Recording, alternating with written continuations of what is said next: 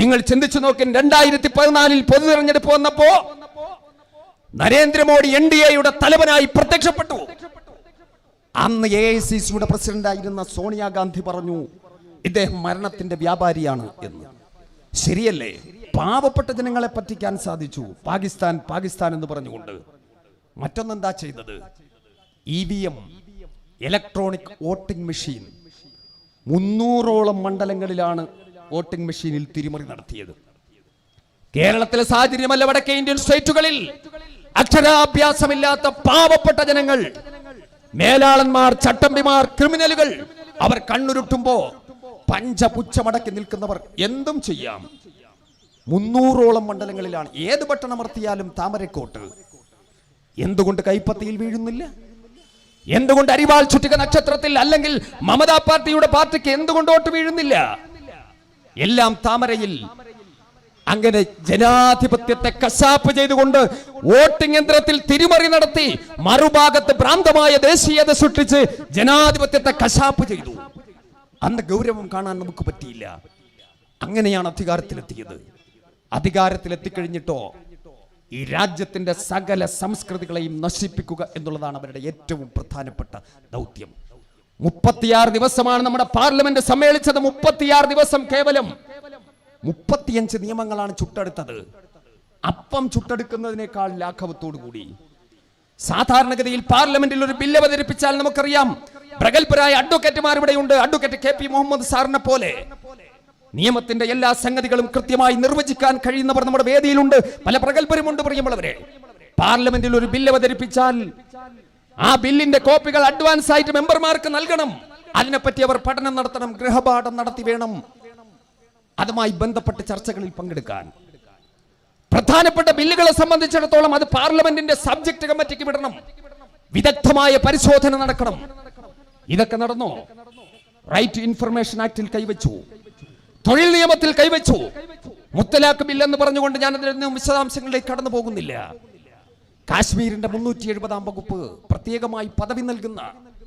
എന്താ പ്രിയമുള്ളവരെ, നാം അന്നൊക്കെ പുലർത്തിയ നിസ്സംഗതയ്ക്ക്, നിഷ്ക്രിയത്വത്തിന് കൊടുക്കേണ്ടി വന്ന വിലയാണിത്.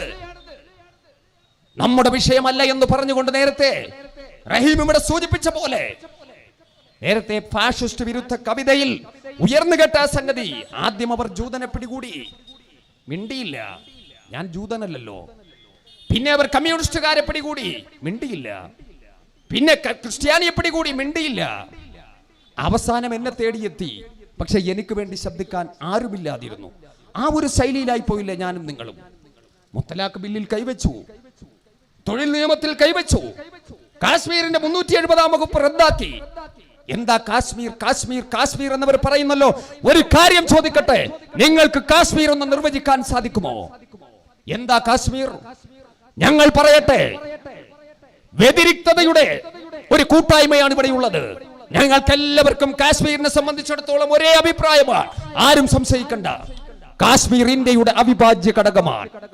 പക്ഷേ കാശ്മീർ എന്ന് പറയുന്നത് കാശ്മീരിന്റെ മണ്ണ് മാത്രമല്ല. കാശ്മീരിലെ മുഴുവൻ ജനങ്ങളും, കാശ്മീരിന്റെ മണ്ണും കാശ്മീരിന്റെ സംസ്കൃതികളും അടങ്ങുന്നതാണ് കാശ്മീർ എന്ന് പറയുന്നത്. ഇന്ത്യ എന്ന് പറയുന്നതും അങ്ങനെ തന്നെയാണ്. അല്ലാതെ ഇന്ത്യയുടെ ഒരു പിടി മണ്ണല്ല ഇന്ത്യ എന്ന് പറയുന്നത്. പക്ഷേ നരേന്ദ്രമോദിയും അമിത്ഷായും കാശ്മീരിനെ കാണുന്നത് കാശ്മീരിന്റെ മണ്ണ് മാത്രമാണ്. എന്നെയും നിങ്ങളെയും പോലെ മജ്ജയും മാംസവുമുള്ള പച്ചയായ മനുഷ്യർ. എത്ര കാലമായി ഇവർ സ്വാതന്ത്ര്യത്തിന്റെ ശുദ്ധവായു ശ്വസിച്ചിട്ട്? മുഖ്യമന്ത്രിമാരടക്കം, വയോധികനായ ഫറൂഖ് അബ്ദുള്ള അടക്കം മുൻ 3 മുഖ്യമന്ത്രിമാർ, അവർ പോലും ഇന്നും വീട്ടുതടങ്കലിലാണ്. MLA-മാർ, MP-മാർ രോഗം വന്ന് മരണത്തോട് മല്ലടിക്കുന്ന സന്ദർഭത്തിൽ പോലും ഒന്ന് ഹോസ്പിറ്റലിൽ പോലും പോകാൻ കഴിയാതെ. എല്ലാവർക്കും വളരെ കൃത്യമായി അറിയാവുന്ന സംഗതിയാണ്. മതത്തെ മാനദണ്ഡമാക്കുക എന്ന് പറയുന്നത് ഒരു മതത്തോടും പ്രത്യേകമായ വിധേയത്വമോ അവഗണനയോ കൂടാതെ നിഷ്പക്ഷമായും നീതിപൂർവകമായും ഭരണ നിർവഹണം നടത്തുക തന്നെ ചെയ്യും എന്ന് പറഞ്ഞുകൊണ്ട് സത്യപ്രതിജ്ഞ ചെയ്ത് അധികാരത്തിൽ വന്നവർ മതത്തെ മാനദണ്ഡമാക്കിയിരിക്കുന്നു. എന്നിട്ട് പറയുന്നു ഒരു കുഴപ്പവുമില്ല, ഒരു കുഴപ്പവുമില്ല, ലഘുലേഖകളുമായി കയറി ഇറങ്ങുന്നു. എന്നിട്ട് ചിലർക്കൊന്നും അറിയാതെ അത് കൊടുത്തതിന് ശേഷം ഫോട്ടോ എടുത്തിട്ട് സോഷ്യൽ മീഡിയയിലൂടെ പ്രചരിപ്പിച്ചുകൊണ്ടിരിക്കുന്നു. ജനം ബഹിഷ്കരിക്കുകയല്ലേ? കടകളടച്ച് നിസ്സഹകരണം എന്നിട്ട് അതിനും പോർവിളി നടത്തുകയാണ്. ആരുടെയും സമ്മർദ്ദമില്ലാതെ. എല്ലാവരും ബോധമുള്ളവരല്ലേ? എല്ലാവർക്കും കാര്യങ്ങൾ പകൽ വെളിച്ചം പോലെ വ്യക്തമല്ലേ? കയറി ഇറങ്ങി നടക്കുന്നു. ഒരു പ്രശ്നവുമില്ല. ഇത് മറ്റു രാഷ്ട്രങ്ങളിൽ നിന്നോട്ട് വന്നവർ, അയൽ രാഷ്ട്രങ്ങളിൽ പീഡിപ്പിക്കപ്പെട്ടവർ. ഒരു കാര്യം ചോദിക്കട്ടെ, ഇന്ത്യയുടെ അയൽ രാഷ്ട്രങ്ങളൊന്ന് പരിശോധിച്ചാൽ ഈ അയൽ രാഷ്ട്രങ്ങളിൽ ഏറ്റവും അധികം പീഡനം അനുഭവിക്കുന്നവരാരാ? നിങ്ങൾ പീഡിപ്പിക്കപ്പെടുന്നതാണ് മാനദണ്ഡമാക്കുന്നതെങ്കിൽ ആദ്യമായി ആരുടെ പ്രശ്നമാണ് പരിഹരിക്കപ്പെടേണ്ടത്? ബർമയിലെ അഭയാർത്ഥികളാണ് ഏറ്റവും അധികം വർത്തമാന കാലഘട്ടത്തിൽ ഇന്ത്യയുടെ അയൽ രാഷ്ട്രങ്ങളിൽ പീഡിപ്പിക്കപ്പെട്ടുകൊണ്ടിരിക്കുന്നത്.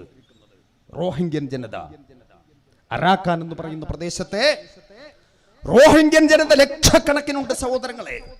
എത്ര ലക്ഷങ്ങളാ മരിച്ചത്? ഇന്ത്യ അടക്കമുള്ള അയൽ രാഷ്ട്രങ്ങളിലേക്ക് വന്ന ലക്ഷക്കണക്കിന് വരുന്ന അഭയാർത്ഥികൾ. ആ രാഷ്ട്രങ്ങളെ തിരഞ്ഞെടുത്തതിൽ പോലും മതത്തെയല്ലേ മാനദണ്ഡമാക്കിയത്? മുസ്ലിങ്ങളെ ചൂണ്ടിയിട്ട് പാകിസ്ഥാൻ, അഫ്ഗാനിസ്ഥാൻ, ബംഗ്ലാദേശ് എന്ന് പറഞ്ഞാൽ പ്രിയമുള്ളവരെ, ചരിത്രത്തോടുള്ള നിഷേധമാണ്. നിങ്ങൾ ചരിത്രത്തെ ഭയക്കുന്നവരാണ്. ഇന്ത്യയുടെ ചരിത്രം എന്താ? അധിനിവേശ ശക്തികൾ, ശത്രുക്കൾ ഇന്ത്യ രാജ്യത്തേക്ക് കടന്നു വന്നു. ആദ്യമായി കടന്നു വന്നത് ആരാ? പോർച്ചുഗീസുകാരനായിരുന്നു. 1498 വാസ്കോ ഡ ഗാമയുടെ നേതൃത്വത്തിൽ കോഴിക്കോട് കാപ്പാട് കപ്പലിറങ്ങി. അന്ന് ശത്രു സമൂഹത്തിന്റെ വരവിനെ പറ്റി മുന്നറിയിപ്പ് നൽകിയത് ആരാണ്? ചരിത്രത്തിന്റെ ഏടുകളൊന്ന് പരിശോധിച്ചു നോക്കി. കേരളത്തിന്റെ മക്ക എന്നറിയപ്പെടുന്ന പൊന്നാനി ഉണ്ടല്ലോ, ആ പൊന്നാനിയുടെ ദർസി കേന്ദ്രത്തിൽ ഇരുന്നു കൊണ്ട് വിജ്ഞാനം പകർന്നു കൊടുത്തുകൊണ്ടിരുന്ന സൈനുദ്ദീൻ മഹദൂം എന്ന് പറയുന്ന സാത്വികനായ പണ്ഡിതൻ, അദ്ദേഹം പറഞ്ഞു, പോർച്ചുഗീസുകാരൻ കപ്പലിറങ്ങിയത് കേവലം കച്ചവടത്തിനോ നാമുമായി സൗഹൃദം കൂടാനോ അല്ല, അധിനിവേശ മോഹവുമായിട്ടാണ് അവർ വന്നിരിക്കുന്നത്. അവനെ പ്രതിരോധിക്കേണ്ടത് നമ്മുടെ ബാധ്യതയാണ്. നമ്മുടെ ഭരണം സാമൂതിരിയുടെ ഭരണമാണ്. ഹൈന്ദവനായ സാമൂതിരിയുടെ ഭരണമാണ് കോഴിക്കോടൊപ്പം നടന്നുകൊണ്ടിരുന്നത്. സാത്വികനായ പണ്ഡിതൻ പറഞ്ഞു, ആ ഭരണത്തെ സംരക്ഷിക്കണം, പോർച്ചുഗീസുകാരനെ പ്രതിരോധിക്കണം. പോരാട്ടത്തിന്റെ പരമ്പരകൾ സൃഷ്ടിക്കപ്പെട്ടു. കുഞ്ഞാലി മരക്കാരന്മാർ എന്നറിയപ്പെടുന്ന നാവിക പടയാളികൾ, ഒരു കുടുംബത്തിലെ 4 സഹോദരങ്ങളാണ് രക്തസാക്ഷിത്വം ഭരിച്ചത്. ആയിരക്കണക്കിന് പേർ രക്തസാക്ഷികളായി. 4 നാവിക പടയാളികൾ, ഒരു കുടുംബത്തിലെ സഹോദരങ്ങൾ. ആ സന്ദർഭത്തിലാണ് സാമൂതിരി കോഴിക്കോട് കടപ്പുറത്ത് വന്നു നിന്നുകൊണ്ട് പറഞ്ഞത്, ഹൈന്ദവ സമുദായമേ, അരേ സമുദായമേ, നിങ്ങളുടെ കുടുംബത്തിൽ നിന്നും ഒരു കുഞ്ഞിനെയെങ്കിലും, ഒരു ആൺതരിയെങ്കിലും മുസ്ലിമായി വളർത്തണം, ഈ രാജ്യത്തിന്റെ സ്വാതന്ത്ര്യം സംരക്ഷിക്കാൻ. അത് ചരിത്രം. അമിത്ഷാക്കറിയുമോ ആ ചരിത്രം? നരേന്ദ്രമോദിക്കറിയുമോ? ലഘുലേഖകളുമായി കറങ്ങി നടക്കുന്നവർക്കറിയുമോ? ഈ രാജ്യത്തെ ജനങ്ങൾക്കതറിയാം. ഹൈന്ദവ സഹോദരങ്ങൾക്കറിയാം, ക്രൈസ്തവ സഹോദരങ്ങൾക്കറിയാം, എല്ലാ വിഭാഗം ജനങ്ങൾക്കും അറിയാം. നിങ്ങൾ ചിന്തിച്ചു നോക്കി, 1857 ഒന്നാം സ്വാതന്ത്ര്യ സമരം മീററ്റിൽ നിന്നുമാണ് ആരംഭിച്ചത്. സൈനികരാണ് അതിന് തുടക്കം കുറിച്ചത്. തടവറകൾ തകർത്തുകൊണ്ട് രംഗത്ത് വന്നു. മീററ്റിൽ നിന്നും അവർ മാർച്ച് ചെയ്ത് ഡൽഹിയിലേക്കായിരുന്നു. സൈനികരാണ് തുടങ്ങിയതെങ്കിലും ഇന്ത്യൻ സമൂഹത്തിന്റെ പരിച്ഛേദം ആ സമരത്തിന്റെ പോരാട്ട വഴിയിൽ പങ്കാളികളായി. നാട്ടുരാജാക്കന്മാർ, പ്രജകൾ, കർഷകർ, കർഷക തൊഴിലാളികൾ, മുതലാളിമാർ, അധ്യാപകർ, വിദ്യാർത്ഥികൾ, പണ്ഡിതന്മാർ, പാമരന്മാർ, ഇന്ത്യൻ ജനത ഒന്നായി അണിചേർന്നു. ഇന്ത്യൻ ജനതയുടെ പരിച്ഛേദം. അവരെവിടേക്കാ മാർച്ച് ചെയ്തതെന്നറിയുമോ? ഡൽഹിയിലേക്ക്. അവസാനത്തെ മുഗൾ ചക്രവർത്തിയായ ബഹദൂർ ഷാ സഫറിന്റെ വീട്ടുപടിക്കലേക്കാണ് മാർച്ച് ചെയ്തത്. പാതിരാ സമയത്ത് എന്ന് മുട്ടി വിളിച്ചു, ബാദുഷാ, അങ്ങയെ കാണാൻ വന്നവരാണ് ഞങ്ങൾ. അങ്ങ് ഈ സമരത്തിന്റെ നേതൃത്വം ഏറ്റെടുക്കണം. എന്തുകൊണ്ട് അവസാനത്തെ മുഗൾ ചക്രവർത്തിയായ ബഹദൂർ ഷാ സഫറിനോട് ഒന്നാം സ്വാതന്ത്ര്യ സമരത്തിന്റെ നായകത്വം ഏറ്റെടുക്കാൻ ഇന്ത്യയിലെ ജനങ്ങൾ ആവശ്യപ്പെട്ടു? പ്രിയമുള്ളവരെ, ഇന്ന് ഇന്ത്യയുടെ എല്ലാ ചരിത്ര സ്മാരകങ്ങളും നശിപ്പിക്കുന്നതിന് വേണ്ടി കച്ചകെട്ടി ഇറങ്ങിയിരിക്കുന്നവർ, നമ്മുടെ രാജ്യത്തിന്റെ സ്ഥലനാമങ്ങൾ, വിഖ്യാതമായ സ്ഥലനാമങ്ങൾ, അത് മാറ്റിമറിക്കുന്നതിന് വേണ്ടി പേരുകൾ ഒന്നൊന്നായി മാറ്റിമറിച്ചുകൊണ്ടിരിക്കുകയല്ലേ? മത്സരിച്ചുകൊണ്ടിരിക്കുന്ന ഭരണ തമ്പുരാക്കന്മാർ, നിങ്ങൾക്ക് മറുപടി പറയാൻ സാധിക്കുമോ? എന്തുകൊണ്ട് ബഹദൂർ ഷാ സഫറിനോട് സമരത്തിന്റെ നായകത്വം ഏറ്റെടുക്കാൻ പറഞ്ഞു? മുസ്ലിം ചക്രവർത്തിമാർ 8 നൂറ്റാണ്ടുകാലം ഇന്ത്യ ഭരിച്ചു. ഇന്ത്യയുടെ മധ്യകാലഘട്ടം, ഇന്ത്യയുടെ സുവർണ കാലഘട്ടം എന്നാണ് അറിയപ്പെടുന്നത്. അന്ന് വംശീയ ഉന്മൂലനം നടന്നില്ല, നിർബന്ധിത മതപരിവർത്തനം നടന്നില്ല. പ്രിയമുള്ളവരെ, ഇന്ത്യ എന്ന് പറയുന്ന നിങ്ങളൊന്ന് ചിന്തിച്ചു നോക്കി. ലോക ടൂറിസ്റ്റുകളെ ഇന്ത്യയിലേക്ക് മാടി വിളിക്കുന്നത് എന്ത് കണ്ടിട്ടാണ്? സപ്താത്ഭുതങ്ങളിലൊന്നായ താജ്മഹലിന്റെ മനോഹാരിത ആരാ ഇന്ത്യക്ക് സമ്മാനിച്ചത്? അമ്പിളി അമ്മാമനോട് കിന്നാരം പറഞ്ഞുകൊണ്ട് നിൽക്കുന്ന കുത്തബ് മിനാറിന്റെ ഔന്നത്യം. നമ്മുടെ റിപ്പബ്ലിക് ഡേ വരാൻ പോകുന്നല്ലോ, ജനുവരി 26. 56 ഇഞ്ച് നെഞ്ച് വളവുള്ള നമ്മുടെ പ്രധാനമന്ത്രി ഉണ്ടല്ലോ. 56 ഇഞ്ച് നെഞ്ചളവല്ല ഒരു പ്രധാനമന്ത്രിയുടെ യോഗ്യത. അതാദ്യം മനസ്സിലാക്കണം. അതിനെപ്പറ്റി വാചാലമാകുന്നവരോട് പറയട്ടെ, അതല്ല യോഗ്യത. ഇത്തിരി പോകുന്ന മനുഷ്യനാണെങ്കിലും അഭിമാനമുണ്ടാകണം, ആണത്തമുണ്ടാകണം, പൊതുബോധമുണ്ടാകണം. ഇദ്ദേഹത്തിന് നെഞ്ചളവുണ്ട്, പക്ഷെ ഞാൻ ഈ പറഞ്ഞതൊന്നുമില്ല. അദ്ദേഹം രാഷ്ട്രത്തെ അഭിവാദ്യം ചെയ്യുന്നത് ചെങ്കോട്ടയുടെ നെറുകയിൽ നിന്നുകൊണ്ടാണ്. ആരാണ് ആ ചെങ്കോട്ടയുടെ കെട്ടുറപ്പ് ഇന്ത്യക്ക് സമ്മാനിച്ചത്? ഈ മുഗൾ ചക്രവർത്തിമാരല്ലേ? പ്രിയമുള്ളവരെ, ഇന്ത്യ വേദങ്ങളുടെ നാടാണ്, ഉപനിഷത്തുകളുടെ നാടാണ്. ഈ വേദങ്ങൾ, ഉപനിഷത്തുകൾ, ഇവകളൊക്കെ തന്നെയും ഇതിന്റെ ചൈതന്യം ഇന്ത്യൻ അതിർത്തികൾക്കുള്ളിൽ പരിമിതമായിരുന്നു. മുഗളന്മാരുടെ കാലഘട്ടത്തിലാണ് പേർഷ്യൻ ഭാഷയിലേക്ക്, ഉറുദു ഭാഷയിലേക്ക്, അറബി ഭാഷയിലേക്ക് ട്രാൻസ്ലേറ്റ് ചെയ്യപ്പെട്ടപ്പോ ലോക ജനതയ്ക്ക് അത് ആസ്വദിക്കാൻ സാധിക്കുകയായിരുന്നു. അതിന്ത്യയിലെ ജനങ്ങൾക്കറിയാം. അതുകൊണ്ട് തന്നെയാണ് ബഹദൂർ ഷാ സഫറിനോട് സമരത്തിന്റെ നായകത്വം ഏറ്റെടുക്കാൻ പറഞ്ഞത്. പ്രിയമുള്ളവരെ, ബ്രിട്ടീഷുകാരൻ ആ സമരത്തെ അടിച്ചമർത്തി വളരെ പൈശാചികമായി കൈകാര്യം ചെയ്തു. ആയിരക്കണക്കിന് പേരെ കൊന്നൊടുക്കി. ബഹദൂർ ഷാ സഫറിനെയും പിടികൂടി. അദ്ദേഹത്തെ ബർമയിലേക്ക് നാട് കടത്താനാണ് തീരുമാനിച്ചത്. അദ്ദേഹം ബർമയിലേക്ക് പോകുന്ന സന്ദർഭത്തിൽ ഒരു സഞ്ചിയും തൂക്കിക്കൊണ്ടാണ് അദ്ദേഹത്തിന്റെ കൊട്ടാരത്തിൽ നിന്ന് ഇറങ്ങിയത്. ബ്രിട്ടീഷുകാരൻ അത് ആവശ്യപ്പെട്ടു. അദ്ദേഹം പറഞ്ഞു, ഞാനിത് നൽകില്ല. അവർക്കറിയാം ഇദ്ദേഹത്തിന്റെ ദിവസങ്ങൾ എണ്ണപ്പെട്ടു. ബർമയിൽ എത്തിക്കഴിഞ്ഞാൽ ചുരുക്കം ചില ദിവസങ്ങളെ ഉള്ളൂ, അതുകൊണ്ട് കൊണ്ടുപോയിക്കൊള്ളട്ടെ. അവസാനം ബർമയിലെത്തി അദ്ദേഹത്തെ തൂക്കിക്കൊല്ലുന്ന ദിവസം വന്നു. തൂക്കുമരത്തിലേക്ക് കൊണ്ടുപോവുകയാണ്. അപ്പോഴും ഈ സഞ്ചിയും പിടിച്ചുകൊണ്ടാണ് ഈ മനുഷ്യൻ പോകുന്നത്. എല്ലാവരും വിചാരിച്ചു അതിൽ വിലപിടിപ്പുള്ള എന്തെങ്കിലും കാണും. കാരണം നൂറ്റാണ്ടുകൾ ഈ രാജ്യം അടക്കി ഭരിച്ച ഒരു രാജവംശത്തിന്റെ കണ്ണിയാണല്ലോ സ്വർണത്തിന്റെ കട്ടി, അല്ലെങ്കിൽ രത്നങ്ങളുടെ ശേഖരം, ഒന്നുമല്ലെങ്കിൽ നോട്ട് കെട്ടുകളെങ്കിലും ഉണ്ടാകും. അവർ ധരിച്ചു എന്തായാലും ഇപ്പൊ ജീവൻ നഷ്ടപ്പെടും, നമുക്ക് കൈവശപ്പെടുത്താം. അദ്ദേഹത്തെ തൂക്കുമരത്തിലേക്ക് പോകുമ്പോഴും അദ്ദേഹം അതും കൊണ്ടുപോയി. ആ തൂക്കുമരത്തിലേക്ക് കയറുമ്പോഴും ആ സഞ്ചിയും അദ്ദേഹം പിടിച്ചിരുന്നു. വധശിക്ഷ നടപ്പിലാക്കി. ജീവൻ വിട്ടകന്നു. സഞ്ചി താഴെ വീണു. എല്ലാവരും ഓടിയെത്തി അത് പരിശോധിക്കുമ്പോൾ അതിലൊന്നുമില്ല, ഒരു പിടി മണ്ണ് മാത്രമാണുള്ളത്. ആശ്ചര്യപ്പെട്ടു പോയി. ഈ മനുഷ്യന് ബുദ്ധിഭ്രമം സംഭവിച്ചു. അവരാ മണ്ണ് പരിശോധിച്ചു നോക്കി. പക്ഷെ ഒരു കുറിപ്പടി കിട്ടി അവർക്ക്.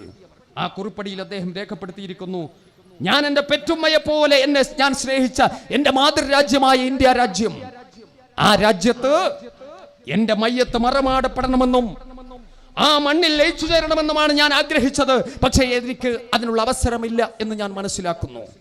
എനിക്കൊരു അപേക്ഷയുണ്ട്. എന്റെ കബറിടം ഈ ബർമയിലാണ് ഒരുങ്ങുന്നതെങ്കിലും ശരി, എന്റെ കുഴിമാടം ഇവിടെയാണ് എടുക്കുന്നതെങ്കിലും ശരി, ഏതെങ്കിലും ഒരു വിശ്വാസി എന്റെ കബറിടത്തിലേക്ക്, എന്റെ കുഴിമാടത്തിലേക്ക് മിൻഹാ ഖലഖനാകും വഫീഹാ നുഈദുകും വമിൻഹാ നുഖ്രിജുകും താറത്തൻ ഉഖ്റ എന്ന് പറഞ്ഞുകൊണ്ട് 3 പിടി മണ്ണ് എന്റെ കുഴിമാടത്തിലേക്ക്, എന്റെ കബറിടത്തിലേക്ക് ഇടുന്നുവെങ്കിൽ അത് ഞാൻ എന്റെ പെറ്റുമ്മയെ പോലെ സ്നേഹിച്ച എന്റെ മാതൃരാജ്യമായ ഇന്ത്യ രാജ്യത്തു നിന്നുള്ള ഈ മണ്ണായിരിക്കണം നിങ്ങൾ ഇടേണ്ടത്. നിങ്ങളൊന്ന് ചിന്തിച്ചു നോക്കിൻ പ്രിയമുള്ളവരെ. അതാണ് മുസൽമാന്റെ രാജ്യസ്നേഹം. അവരുടെ സ്മാരകങ്ങളെയാണ് അവർ പണി കഴിപ്പിച്ചതാണ്. ഈ രാജ്യത്തിന്റെ അഭിമാന സ്തംഭങ്ങളായി ഉയർന്നു നിൽക്കുന്ന എല്ലാത്തിനെയും തച്ചു തകർക്കുകയാണ്. എല്ലാത്തിനെയും തച്ചു തകർക്കുന്നു. നിങ്ങൾ ചിന്തിച്ചു നോക്കി. 2014 പൊതു തെരഞ്ഞെടുപ്പ് വന്നപ്പോ നരേന്ദ്രമോദി NDAയുടെ തലവനായി പ്രത്യക്ഷപ്പെട്ടു. അന്ന് AICCയുടെ പ്രസിഡന്റായിരുന്ന സോണിയാഗാന്ധി പറഞ്ഞു ഇദ്ദേഹം മരണത്തിന്റെ വ്യാപാരിയാണ് എന്ന്. ശരിയല്ലേ? അതിന്റെ വിശദാംശങ്ങളിലേക്ക് കടന്നു പോകണ്ട. നരേന്ദ്രമോദി ഏത് കോട്ട് ധരിച്ചാലും ശരി, എത്ര ലക്ഷം ഉറുപ്പികയുടെ കോട്ട് ധരിച്ചാലും ശരി, ലോകത്തിലെ ഏറ്റവും മുന്തിയ തരം സുഗന്ധദ്രവ്യം അദ്ദേഹം പൂശിയാലും ശരി, അങ്ങാരാണ് എന്ന് ഇന്ത്യയിലെ അല്ല ലോകത്തിലെ എല്ലാ വിഭാഗം ജനങ്ങൾക്കും അറിയാം. അങ്ങയുടെ ഉള്ള് എന്താണ് എന്ന്. ഗുജറാത്തിലെ വംശഹത്യയാണ് ഇതിന്റെ ഏറ്റവും പ്രധാനപ്പെട്ട സാക്ഷ്യപത്രം. ആ നരേന്ദ്രമോദി അന്ന് തെരഞ്ഞെടുപ്പിൽ കന്യാകുമാരി മുതൽ കാശ്മീർ വരെ അദ്ദേഹം പ്രസംഗിച്ചു. ആയിരക്കണക്കിന് വേദികളിൽ സ്വർഗീയ സമാനമായ ഒരു ഇന്ത്യ നിങ്ങൾക്ക് ഞാൻ വാഗ്ദാനം ചെയ്യുന്നു. നിങ്ങളുടെ പട്ടിണി മാറ്റും, ഭവനമില്ലാത്തവർക്ക് ഭവനമുണ്ടാക്കുമെന്ന് മാത്രമല്ല, പാവപ്പെട്ടവരോട് പറഞ്ഞു, നിങ്ങൾ എല്ലാവരും പോയി സീറോ ബാലൻസ് അക്കൗണ്ടുകൾ തുടങ്ങി അടുത്തുള്ള ബാങ്കുകളിൽ പോയി നിങ്ങളുടെ അക്കൗണ്ടുകളിലേക്ക് ലക്ഷക്കണക്കിന് ഉറുപ്പിക ഒഴുകിയെത്തുന്ന ഒരു നല്ല നാൾ വരാൻ പോകുന്നു. പണക്കാരന്റെ കള്ളപ്പണം വിദേശ ബാങ്കുകളിൽ, സ്വിസ് ബാങ്കുകളിലടക്കം നിക്ഷേപിച്ചിട്ടുണ്ട്. ഈ നരേന്ദ്രമോദി അത് കണ്ടുകെട്ടി നിങ്ങളുടെ അക്കൗണ്ടുകളിലേക്ക് ഞാൻ നിക്ഷേപിക്കും, ഒരു സംശയവും വേണ്ട. പാവപ്പെട്ട ജനങ്ങൾ ഒരു വേള അതിൽ വിശ്വസിച്ചു പോയി, അവർ വോട്ട് ചെയ്തു. അന്നങ്ങനെ തന്നെയാണ് അധികാരത്തിലെത്തിയത്. അന്ന് അട്ടിമറിച്ചു എന്ന് ഞങ്ങൾ പറയുന്നില്ല. പക്ഷേ അധികാരത്തിലെത്തിയിട്ട് എന്ത് ചെയ്തു? നേരത്തെ ഇവിടെ സൂചിപ്പിച്ച പോലെ അദ്ദേഹത്തിന്റെ ഭരണപരിഷ്കാരം എന്ന് പറയുന്നത് ഒരു രാത്രി പ്രത്യക്ഷപ്പെട്ടിട്ട് 500-ന്റെയും 1000-ന്റെയും നോട്ടം നിരോധിച്ചു. എപ്പോഴും ഇവർ രാത്രിയാ പ്രത്യക്ഷപ്പെടാറുള്ളത്. ഇരുട്ടിന്റെ ശക്തികളാ. ഏത് സംഗതിയും നിങ്ങൾ എടുത്ത് പരിശോധിച്ച് നോക്കി, ഇരുട്ടത്താണ് അവരുടെ സകല സംഗതികളും നടക്കുക. നോട്ട് നിരോധിച്ചതും അങ്ങനെ തന്നെയാ. ഈ രാജ്യത്തിന്റെ സമ്പദ് വ്യവസ്ഥയെ തകർത്തു. അന്ന് പലതും പറഞ്ഞു, 90 ദിവസം നിങ്ങൾ എനിക്ക് നൽകൂ. ഈ രാജ്യത്തിന്റെ സമ്പദ് വ്യവസ്ഥയെ നേരെയാക്കുന്നതിന് വേണ്ടി പാകിസ്ഥാൻ അടക്കമുള്ള ശത്രു രാഷ്ട്രങ്ങളിൽ നിന്ന് കോടിക്കണക്കിന് ഉറുപ്പിക കള്ളനോട്ട് ഇവിടേക്ക് കൊണ്ടുവന്നു. ഇന്ത്യയെ തകർക്കാൻ, ഇന്ത്യ ഇന്ത്യ എന്ന് പറഞ്ഞുകൊണ്ട് നമുക്കറിയാം അദ്ദേഹത്തിന്റെ ഒരു പ്രഭാഷണത്തിന്റെ ഒരു മാസ്മരികത ഇപ്പോഴും പറഞ്ഞില്ലേ. ഈ രാജ്യം പ്രക്ഷോഭത്തിൽ കൊടുമ്പിരി കൊണ്ട സന്ദർഭത്തിലും പറയുകയാണ്, എന്നെ അങ്ങ് കൊന്നോളൂ, ഇന്ത്യയെ നിങ്ങൾ വെറുതെ വിടൂ. എന്തൊരു വായാടിത്തം! ഇങ്ങനെയുമുണ്ടോ? ഒരു കാര്യം മനസ്സിലാക്കുക, രാജ്യം ഭരിക്കുന്നവന്റെ യോഗ്യത എന്ന് പറയുന്നത് വായാടിത്തമല്ല. 4ാം കിടക്കാരനെ പോലെ, നമുക്കറിയാം 4ാം കിട പ്രസംഗകരുണ്ടല്ലോ, അവരെ പോലും ലജ്ജിപ്പിക്കുന്ന തരത്തിൽ നാണക്കേടല്ലേ ഇത്? നമുക്ക് ലജ്ജ തോന്നുന്നു ഈ മനുഷ്യനാണ് ഇന്ത്യയുടെ പ്രധാനമന്ത്രി എന്ന് പറയാൻ. പണ്ഡിറ്റ് ജവഹർലാൽ നെഹ്റു, ഇന്ദിരാ പ്രിയദർശിനി, വിശ്വനാഥ് പ്രതാപ് സിംഗ്, മൊറാർജി ദേശായി അടക്കമുള്ളവർ ഇന്ത്യയുടെ പ്രധാനമന്ത്രിമാരായിരുന്നു. അഭിമാനത്തോടുകൂടി ഞങ്ങൾ പറയുമായിരുന്നു, ഏത് രാഷ്ട്രീയ പ്രസ്ഥാനവുമായിക്കൊള്ളട്ടെ, പല രാഷ്ട്രീയ പ്രസ്ഥാനങ്ങളുടെ നേതാക്കളും ഇന്ത്യ ഭരിച്ചല്ലോ, പക്ഷെ അവർക്കൊക്കെ ഒരു നിലവാരമുണ്ടായിരുന്നു. ഇതെന്തു മനുഷ്യനാ? അന്നും പറഞ്ഞു 90 ദിവസം, പലതും പറഞ്ഞു. ഓരോ ദിവസവും ഓരോ സ്റ്റണ്ടുമായി ഇറങ്ങും. സ്വച്ഛ് ഭാരത്, ഒരു ചൂലും എടുത്തുകൊണ്ടിറങ്ങി ക്യാമറയിൽ ഒപ്പിയെടുക്കുന്നു, കുറെ ചപ്പ് ചവർ കൊണ്ടുവന്നിടുന്നു. ഇതെന്ത് പൊറാട്ട നാടകം! നോട്ട് നിരോധിച്ചോ പറഞ്ഞു ഡിജിറ്റൽ ഇന്ത്യ, ഡിജിറ്റൽ ഇന്ത്യ. ആ മനുഷ്യന്റെ പാർട്ടിയാണ്, അദ്ദേഹമാണ്, കൂട്ടാളികളാണ് ഇന്ത്യ ഒട്ടുക്ക് ഇന്റർനെറ്റ് ഡിസ്കണക്ട് ചെയ്തുകൊണ്ടിരിക്കുന്നത്. നിങ്ങൾ ചിന്തിക്കുന്നു, ലോകത്തിലെ ഏറ്റവും അധികം ഇന്റർനെറ്റ് സംവിധാനം ഉപയോഗിക്കുന്ന ജനസമൂഹം, അതിൽ 2ാം സ്ഥാനമുള്ള രാജ്യമാണ് ഇന്ത്യ. കാശ്മീരിൽ ഇന്റർനെറ്റ് ഡിസ്കണക്ട് ചെയ്തിട്ട് എത്രയോ മാസമായി. വടക്കേ ഇന്ത്യൻ സ്റ്റേറ്റുകളിൽ, പല സ്റ്റേറ്റുകളിലും. കേരളത്തിൽ ജീവിക്കുന്ന നാം ഒന്നും അറിയുന്നില്ല. നാം മനസ്സിലാക്കേണ്ടതുണ്ട്, കേരളത്തിൽ ജീവിക്കുന്ന നാം ഒന്നും അറിയുന്നില്ല. ഈ പശ്ചാത്തലമല്ല കേരളത്തിന്റെ അതിർത്തികൾ വിട്ടാൽ മറ്റു സ്റ്റേറ്റുകളിൽ നമുക്ക് കാണാൻ സാധിക്കുക. ഇന്റർനെറ്റ് ഡിസ്കണക്ട് ചെയ്തിരിക്കുന്നു. ഡിജിറ്റൽ ഇന്ത്യയെ പറ്റി വാചാലമാകും. മേക്കിംഗ് ഇന്ത്യ, ഒരു രാജ്യം ഒരു നികുതി, നേരത്തെ സൂചിപ്പിച്ച പോലെ എല്ലാം ഒന്ന്, മതം ഒന്ന്, പാർട്ടി ഒന്ന്, നേതാവ് ഒന്ന്, ഭാഷയൊന്ന്, എല്ലാം ഒന്നിന്റെ കണക്കാണ്, എല്ലാം ഒന്നിന്റെ കണക്ക്.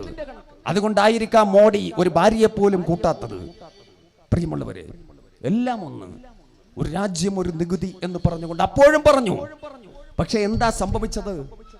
ഞാനും നിങ്ങളും എല്ലാവരും ഒരു കാര്യം മനസ്സിലാക്കണം, നമ്മുടെ അജണ്ടകൾ, പ്രിയമുള്ളവരെ, ഈ രാജ്യവുമായി ബന്ധപ്പെട്ട അജണ്ടകളെ, വിഷയങ്ങളെ ഇവർ മൂടി വച്ചിരിക്കുകയാണ്. നാം മനസ്സിലാക്കുന്നുണ്ടോ ഈ രാജ്യത്ത് എന്ത് സംഭവിച്ചു? ഒരു ഭാഗത്ത് ജനങ്ങൾക്ക് ചില വിഷയങ്ങൾ എടുത്തിട്ട് കൊടുക്കുന്നു, മറുഭാഗത്ത് ഇന്ത്യയെ കച്ചവടം ചെയ്തുകൊണ്ടിരിക്കുന്നു. അദാനിക്കും അംബാനിക്കും കുത്തക കോർപ്പറേറ്റുകൾക്കൊന്നൊന്നായി അവർ തടിച്ചു കൊടുക്കുന്നു. ഇന്ത്യക്ക് സ്വപ്നം, സ്വർഗീയ സമാനമായ ഇന്ത്യ പടുത്തുയർത്തും എന്ന് പറഞ്ഞ നരേന്ദ്രമോദി, ഞാൻ പറഞ്ഞത് അന്ന് അത് പറഞ്ഞുകൊണ്ട് അധികാരത്തിലെത്തി. പക്ഷേ ഈ രാജ്യത്തിന് കൂരിരുട്ട് മാത്രം സമ്മാനിക്കാനേ അവർക്ക് സാധിച്ചുള്ളൂ. അത് ജനങ്ങൾക്ക് ബോധ്യപ്പെട്ടു. അപ്പോഴാണ് വടക്കേ ഇന്ത്യൻ സ്റ്റേറ്റുകളിൽ തെരഞ്ഞെടുപ്പ് നടന്നത്.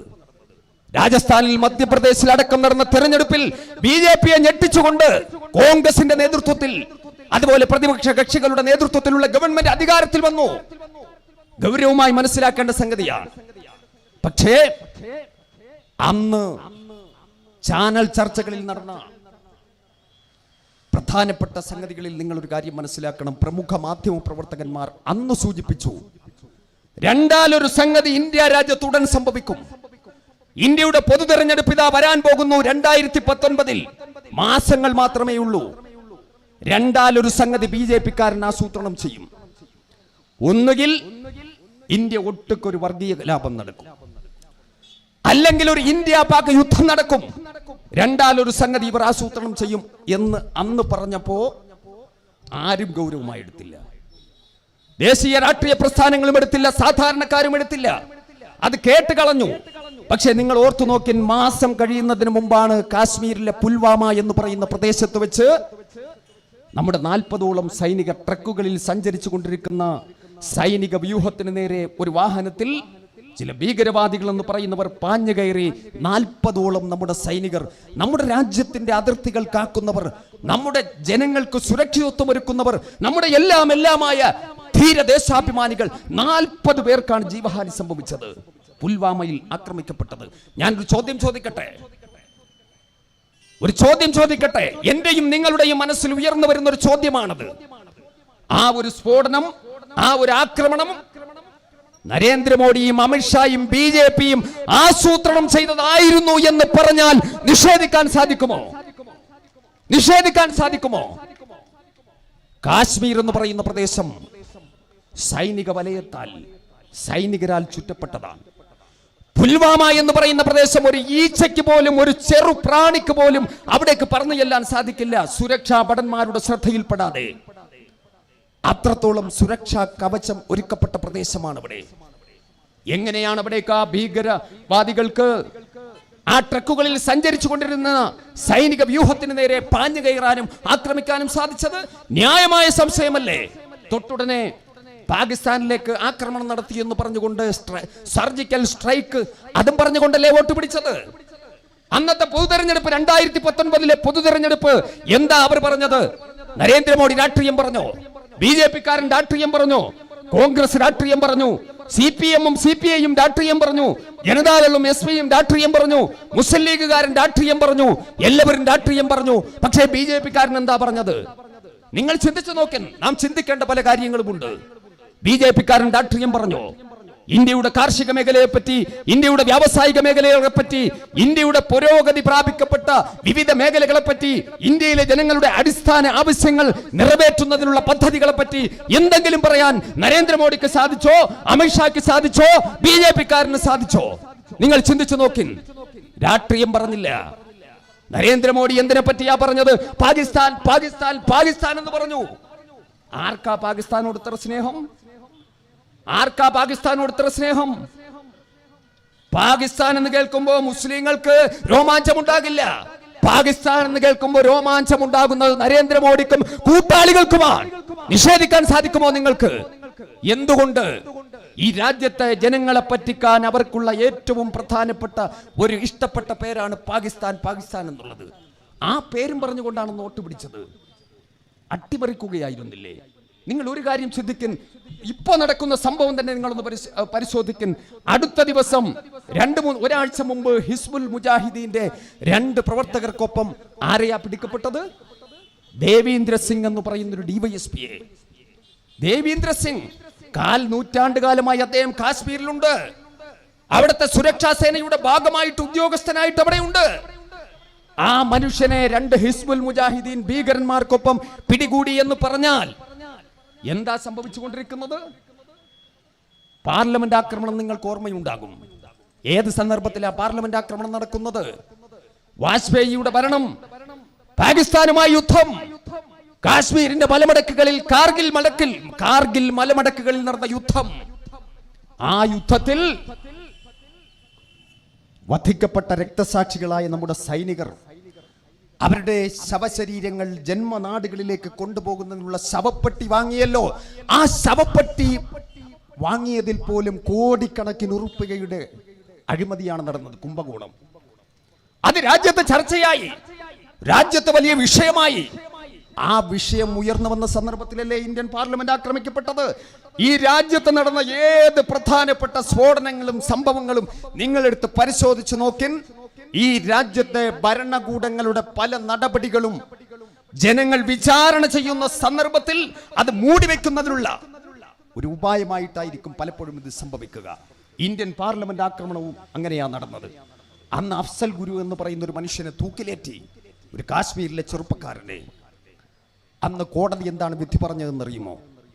ഇദ്ദേഹം കുറ്റവാളിയാണ് എന്നുള്ളതിന് ഇദ്ദേഹത്തിന്റെ മേൽ കുറ്റം തെളിയിക്കപ്പെട്ടിട്ടില്ല. പക്ഷേ കോടതിയുടെ വിധി പ്രസ്താവമാണ് ഞാൻ പറയുന്നത്, ആരും സംശയിക്കണ്ട.